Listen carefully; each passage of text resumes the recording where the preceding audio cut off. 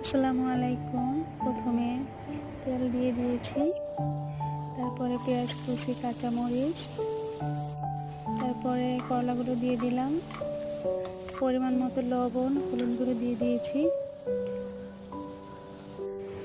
হালকা একটু নেড়েচেড়ে দিয়ে দিয়েছি। আমার মা শীতের মৌসুমে বাহিরে মাটির চুলা বানায়। চুলাগুলো দেখতে খুব সুন্দর। মাটির চুলার রান্না খুব সুস্বাদু, স্বাস্থ্যের জন্য অনেক ভালো। দেখো কত সুন্দর কালার এসেছে। তোমরা সবাই আমার মায়ের জন্য দোয়া করবে। আমার মাকে যেন আল্লাহ নেক হায়াত দান করে। আমাদের জন্য দোয়া করো, সকলে যেন আমরা ভালো থাকি। তোমাদের জন্য দোয়া করি, তোমরা সকলে ভালো থেকো।